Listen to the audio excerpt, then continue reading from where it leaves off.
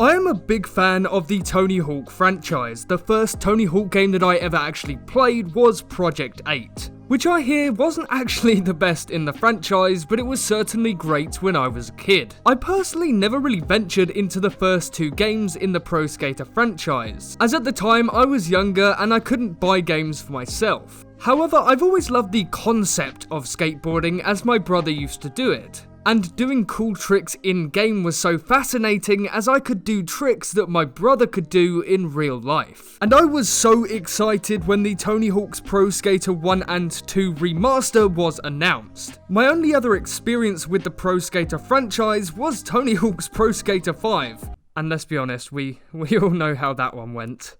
But I personally didn't mind Pro Skater 5 as it was my first entry in the series and I didn't really know what features were taken away from the game as I'd never played any other Pro Skater game.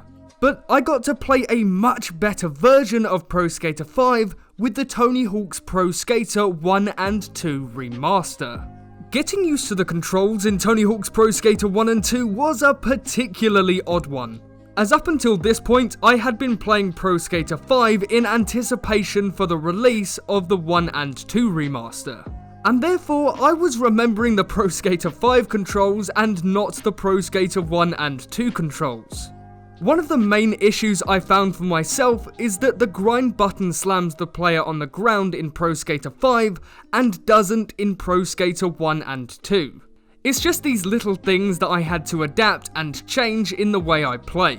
And to be honest, one of the main reasons I think I struggled with playing Pro Skater 1 and 2 for the first time is that I was just so used to the mechanics and controls of Pro Skater 5. But after adapting my playstyle and getting to actually know the controls, I found that I was really enjoying my time with the game. And since I was enjoying my time so much, I decided to pace out my experience of the game, as I didn't want to be playing every hour of every day and finish the game in a time frame of about a few days. But by pacing it out, I felt that it would be the best way to play, as I didn't want to get burnt out on this game and potentially ruin my entire experience with it. The Tony Hawk Pro Skater 1 and 2 Remaster feels so clean and fluid. There is no noticeable jankiness as far as I have seen, and I honestly think it's one of the cleanest games I've played for a very long time. Vicarious Visions really did a great job bringing this classic to modern consoles. The aesthetic of the game is also quite nice as it retains the classic look of the originals in all of their 90s glory, mixed with the flair Vicarious had with the Insane trilogy. It honestly really does add character to the entire experience. The mix of cartoon-esque menu select, which is very 90s, and a realistic graphical style is truly welcome.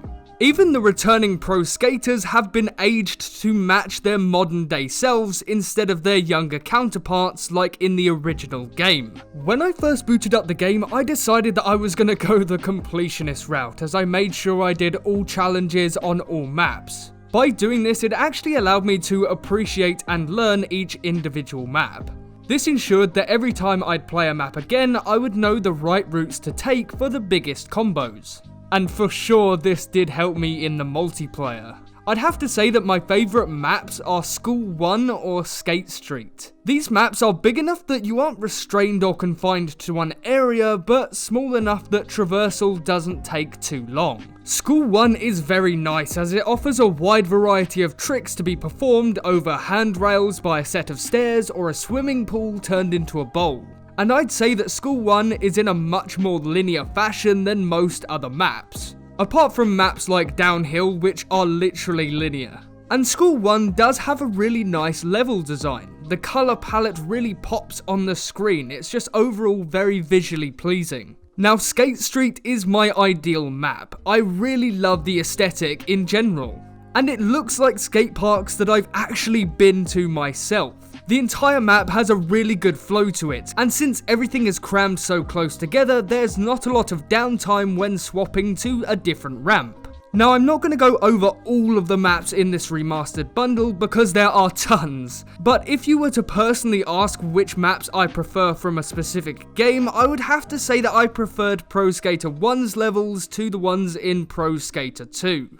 Not only do you have levels, but in those levels you have challenges. Challenges such as get a high score, collectibles, perform a certain trick in a certain area, and find a secret tape. And as you all know, the completionist I am, I made sure to complete all challenges in one map before moving on to another. My inner self just forced me to finish a level before moving on to a new one. And I'm very glad I played this game by taking this approach because it helped me learn each map. But as much as it equally helped me, it also equally boosted my frustration when completing certain challenges.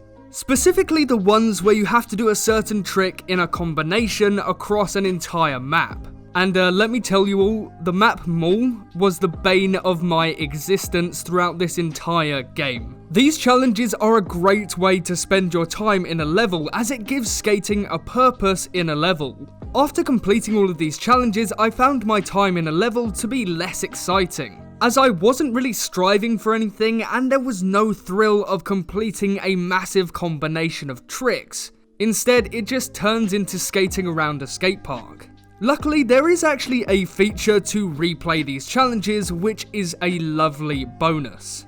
And of course, with all games in this generation, multiplayer is a feature, with a variety of modes to choose from, such as Score Challenge, Combo Mambo, Trick Attack, and Graffiti, which can be played in both local co-op and online. Each game mode is really enjoyable, some more than others unfortunately. I'd say that Combo Mambo is my favourite as it really tests your own skill in retaining the biggest combo you can. And yet even with all of the skills unlocked, it's harder than it looks. Multiplayer is great if you're bored of playing free skate by yourself in the main game, as the multiplayer component certainly adds to the replayability of the base game. Unfortunately, however, I do find that people are using exploits in certain modes like Score Challenge, where the goal is to reach a target score like 150,000 points. Some people complete these modes in a matter of seconds after the game starts. It is a little jarring, but it happens little enough that I'm just gonna let it slide, because realistically, every game with an online component has cheaters. The Creator Park mode is a decently fleshed out feature in the Tony Hawk's Pro Skater 1 and 2 remaster, with tons of customization to make your own parks. You can even make your own ideal skate parks and routes, with the choice of many different ramps, rails and spines, everything you could possibly want. And a great part of this is that you can also play player created maps. Honestly, some of the custom maps are of really good quality. Player created maps are also a great way to cheat some trophies, specifically the ones which rely on a combination of around 1 million points. And I didn't do that, you know. I don't know what you're talking about. I think you got the wrong guy. But all around, Creator Park is a great feature, but I never really use it. It's more of a side mode than anything else, but at least it's there rather than not being there at all.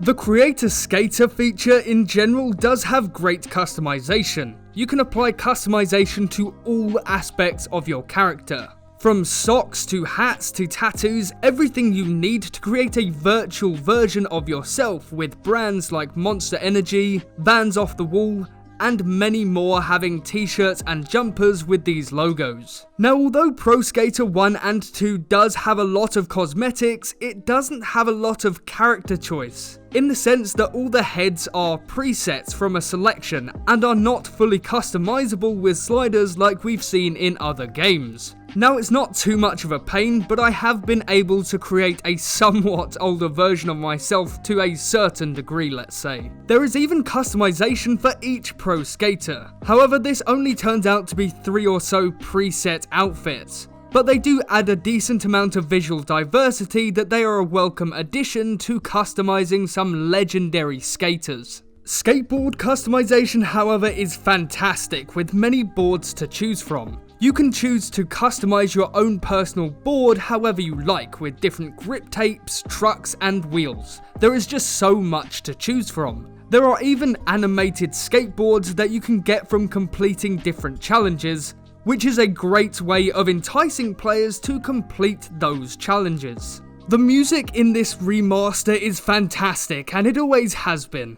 Vicarious Visions were able to get most of the original soundtrack to put into this remaster. And although not every original song from the first game is in this remaster, it's certainly a welcome change to have some newer tracks to replace them, as it certainly gives the game a modern flair to it almost. Skating with these awesome tracks makes the game feel so alive, and you almost want to time your tricks to the beat of songs. I could skate for hours with the music in this game. Most games have boring and repetitive music, but I'm glad to say that Pro Skater 1 and 2 Remastered does not have this problem. And if you don't like a song, you can just skip it by holding the right thumbstick. I also found it to be a nice touch that when you fall off your skateboard, the music becomes distorted until you get back up on your board. It's just neat little details like this that makes the game feel so alive.